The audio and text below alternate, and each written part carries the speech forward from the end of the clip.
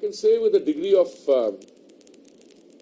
confidence that the change that we witnessed in foreign policy, in trade policy, and in the entire economic system and the new arrangements which are coming into being in the last 9 years has been somewhat extraordinary. First of all, today in 2023, if you look at the surveys by the the World Bank, if you look at the surveys by the IMF, they all describe India as the bright spot in the global economy.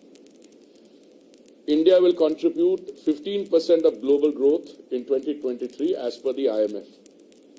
The rate of growth which is forecast for India in the fiscal year 23-24 is roughly ranging between 6.1% and 6.5%.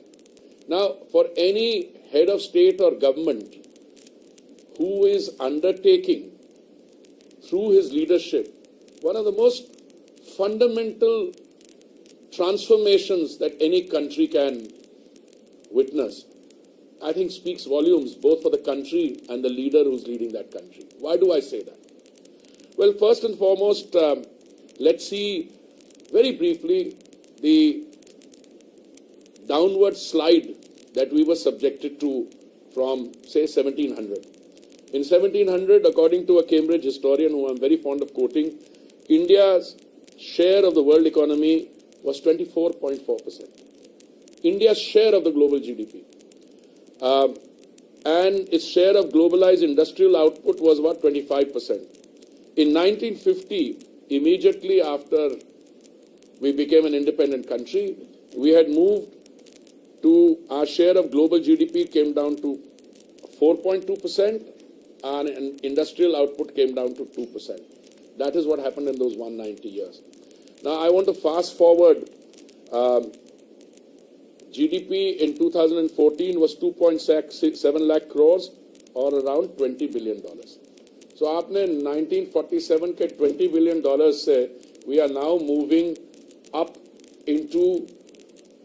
in the direction of being the world's third largest economy. And again, I know some of my friends in the opposition, find it very difficult to reconcile with such figures. But if you look at the estimates of Ernst Young and others, they say by 2047, we will be a $26 trillion economy. Now, those are estimates. But one thing is very clear, and the purpose here is not to draw comparisons because comparisons are always odious.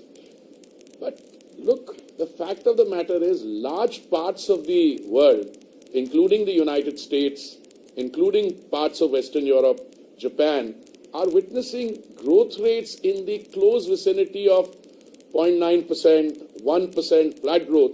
And here even your detractors, if they may be called that, are talking about 6.1% to 6.5% of projected growth in 23-24.